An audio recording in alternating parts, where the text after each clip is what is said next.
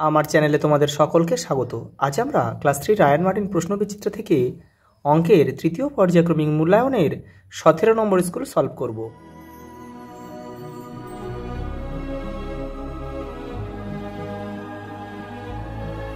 দেখো, প্রথম প্রশ্ন দেখো, 2024 সালে প্রজাতন্ত্র দিবস ছিল শুক্রবার। প্রজাতন্ত্র দিবস মানে কিন্তু 26শে জানুয়ারি। দেখো, ছিল শুক্রবার। 2025 সালে প্রজাতন্ত্র দিবস কী বার হবে আর কি। দেখো, আমরা সাধারণত কী জানি যে কোনো একটা বছরের নির্দিষ্ট তারিখ যে বার হবে ঠিক তার পরের বছর ওই দিনটা একদিন পিছিয়ে যাবে। আর যদি লিপিয়ার হয়, মানে লিপিয়ারের মানে 29শে ফেব্রুয়ারিটা যদি ওর মধ্যে পড়ে যায় তাহলে কিন্তু দুদিন পিছিয়ে যাবে। তাহলে ভালো করে দেখো, 2024 সালটা কিন্তু লিপিয়ার।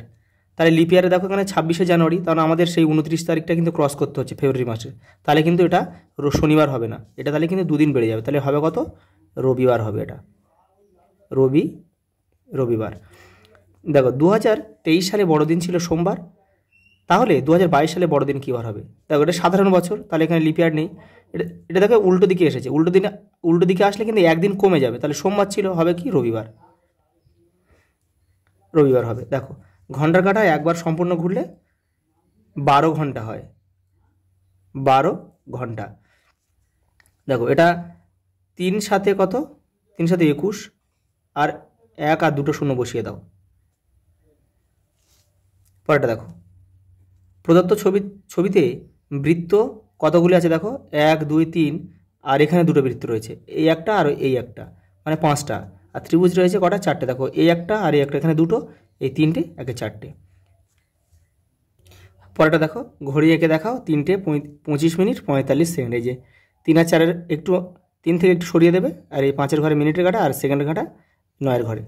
দেখো, বিন্যাস অনুযায়ী শূন্যস্থান পূরণ করো। দেখো, 11 110, 22 220, তাহলে এটা কী হবে? তাহলে 11 22, এটা দেখো 33 হবে। তার মানে 330। এটা 44 আছে, 44 আছে, তাহলে একটা শূন্য বেড়ে যাবে। এই পরেরটা দেখো, 800। দেখো, 3টে 8, 3টে 7, তাহলে এটা 3টে 6 হবে। এটা কী হবে? 3টে 5, 3টে 4, তাহলে 3টে 3 হবে। 3টে 2, 3টে 1, মিলে গেল। পরেরটা দেখো, ত্রিভুজ বৃত্ত, ত্রিভুজ বৃত্ত, তাহলে এটাকে কী হবে? ত্রিভুজ হবে। সমাধান করো। দেখো, 5 ঘন্টা 30 মিনিট কত মিনিট? তাহলে 5 ঘন্টা মানে 1 ঘন্টা মানে 60 মিনিট।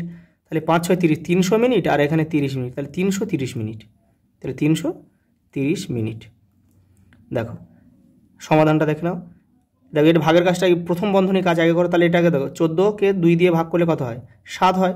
তাহলে দেখো 49 ভাগ, তাহলে 7 হবে। তাহলে 7কে দেখো 49কে আবার 7 দিয়ে ভাগ কর, 7 7 49, তাহলে 7 উত্তর। এটা দেখো, আগে ভাগের কাজ করতে হবে। তাহলে এটা যদি আমরা 80কে 10 দিয়ে ভাগ করি কী হয়? 8 হয়, আর যোগ 8, তাহলে কত হবে? 16 আমাদের উত্তর। দেখে নাও, 3টে সমাধান দিয়েছে, দেখে নাও।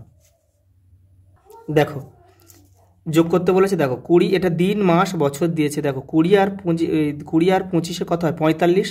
তাহলে 45 দিন মানে কত? 45 দিন মানে আমাদের কত হলো বলো তো?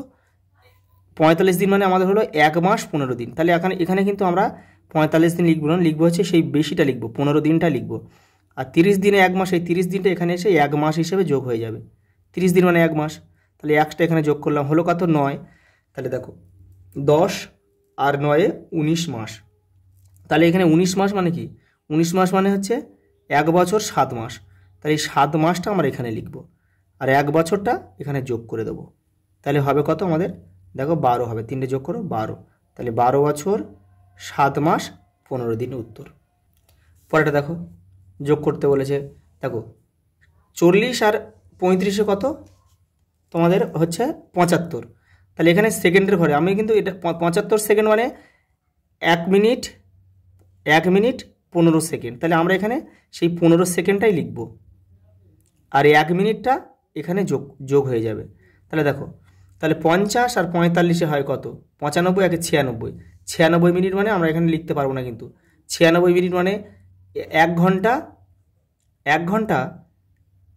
46 মিনিট। তাহলে আমরা এখানে লিখব 46, 1 ঘন্টা 36 মিনিট, 46 না 36, তাহলে 36 মিনিটটা আমরা এখানে লিখব, আর 1 ঘন্টাটা এখানে যোগ করে দেবো। তাহলে 8 তাকে 9, 9 আর 6 15, তাহলে 15 ঘন্টা 36 মিনিট 15 সেকেন্ড। দেখো এবার বিয়োগটা দেখে নাও। দেখো 30 থেকে 40 বিয়োগ করা যায় না, সেই জন্য আমরা কী করব, দেখো 60 সেকেন্ডে 1 মিনিট, তাহলে আমরা উপরের সঙ্গে 60 যোগ করব। তাহলে 60 আর 30 কত হবে, 90, 90 থেকে 40 বাদ দাও, 50 সেকেন্ড। দেখো তাহলে পরেটা দেখো, তাহলে এখানে 60 সেকেন্ড মানে 1 মিনিট, সেই 1 মিনিটটা কিন্তু এখানে যোগ করতে হবে। যোগ করে কত হলো, 41। এবার উপরে দেখো 21 থেকে 41 বিয়োগ করা যায় না, সেই জন্য আমরা আবার 60 মিনিট 1 ঘন্টা, সেহেতু 60 আমরা এখানে কী করলাম, যোগ করলাম, তাহলে হয়ে গেল 81। তাহলে 81 থেকে 41 বাদ দাও, হয় কত, 40। হাতে কী ছিল, হাতে ছিল 60 মিনিট মানে 1 ঘন্টা ছিল, সেই 1 ঘন্টাটা আমরা এই ঘন্টার সঙ্গে নিচের ঘন্টার সাথে যোগ করতে হবে, সবসময় নিচের সঙ্গে যোগ করতে হবে কিন্তু। তাহলে হয়ে গেল 4, তাহলে 8 থেকে 4 বাদ দাও 4, তাহলে উত্তর হলো কত, 4 ঘন্টা 40 মিনিট 50 সেকেন্ড। আমার বয়স 8 বছর 5 মাস 10 দিন, বোনের বয়স 4 বছর 7 মাস 25 দিন। বোন আমার থেকে কত ছোট, দেখে না, দুটো বিয়োগ করলে কিন্তু উত্তর হয়ে যাবে। এই দেখো, দেখো 10 দিন থেকে তুমি 25 দিন বিয়োগ করতে পারো না, 10 যেহেতু ছোটো থাকে, সেই জন্য কী করবো, দেখো কত দিনে 1 মাস, 30 দিনে, তাহলে এখানে দেখো 30 আমরা যোগ করে নেবো, তাহলে হয়তো 40, 40 থেকে তুমি 25 বাদ দাও, থাকে কত, 15, তাহলে 15 দিন লিখতে হবে এখানে। 30 দিন মানে 1 মাস, সেই 1 মাসে তুমি এই 7-এর সাথে যোগ করো। দেখো তাহলে 5 থেকে এই 8, 7 আর আগে 8, তাহলে 5 থেকে 8 কিন্তু বিয়োগ করা যায় না। তাহলে আমরা দেখো কত বছরে 1 মাস, 12 মাসে, এই কত মাসে 1 বছর, 12 মাসে 1 বছর, তাহলে এখানে কিন্তু এই 5-এর সাথে 12 আমাদের কি যোগ করতে হবে। তাহলে 12 আর এখানে কত, 5, 17, তাহলে 17 থেকে আমরা কি করব, 8 বাদ দেবো, তাহলে 17 থেকে 8 বাদ দিলে থাকে কত, 17 থেকে 8 বাদ দিলে থাকে হচ্ছে 9, তাহলে 9 মাস। আর হাতে 12 মাস মানে 1 বছর, সেই 1 বছরটা তুমি 4-এর সাথে কিন্তু যোগ করতে হবে, তাহলে কি 4 আগে 5, তাহলে 8 থেকে 5 বাদ দাও 3, তাহলে 3 বছর 9 মাস 15 দিন। পরেরটা দেখো, 4টি ঝুড়িতে যথাক্রমে এতটি তরমুজ আছে, পঞ্চম আর একটি ঝুড়িতে কতগুলি তরমুজ রাখলে 5টি ঝুড়িতে গড়ে 120টি করে তরমুজ থাকবে। তাহলে গড়ে 5টা ঝুড়িতে গড়ে কতগুলো করে থাকবে, 120টি করে। তাহলে আমরা মোট বের করে নেবো, 120-র সঙ্গে 5 গুণ করে মোটটা বের করে নেব, করে এই 4টে যোগ করে তার থেকে বিয়োগ করলে আমরা উত্তর পেয়ে যাব। দেখে নাও, এই যে দেখো 5টি ঝুড়িতে মোট তরমুজ আছে 60টি। দেখো 4টি ঝুড়িতে মোট তরমুজ আছে কতগুলি, 475টি। তাহলে আমরা এই 5টা এই টোটাল মোট ঝুড়ি থেকে মোট থেকে এটা বিয়োগ করে দেবো, দিলে আমাদের 5 নম্বর ঝুড়িতে বেরিয়ে যাবে। এই দেখো মোট থেকে, দেখো 4টে ঝুড়িতে ছিল কত, 475, তাহলে 600 থেকে 475 বিয়োগ করলাম 125, তাহলে পঞ্চম ঝুড়িতে তরমুজ আছে 125টি, এটাই আমাদের উত্তর। পরেরটা দেখো, স্কুলে আঁকা প্রতিযোগিতায় 978 জন প্রতিযোগীকে 16টি ঘরে সমান ভাগ করে বসাতে হবে। প্রতি ঘরে কতজন করে বসতে পারবে, সিম্পল ভাগ করলে উত্তর হয়ে যাবে। আর কতজন বসতে বাকি থাকবে, তার মানে ভাগটা মিলবে না, অবশিষ্ট থাকবে। দেখে নাও, এই দেখো প্রতি ঘরে 61 জন করে বসবে, আর 2 জন হচ্ছে অবশিষ্ট থাকবে। পরেরটা দেখো, মা এত টাকা এত পয়সা নিয়ে বাসনের দোকানে গেলেন, বাসন কিনতে এত টাকা এত পয়সা খরচ হলো, এখন তার কাছে কত টাকা পড়ে রইল। সিম্পল বিয়োগ করলে কিন্তু আমাদের উত্তরটা হয়ে যাবে।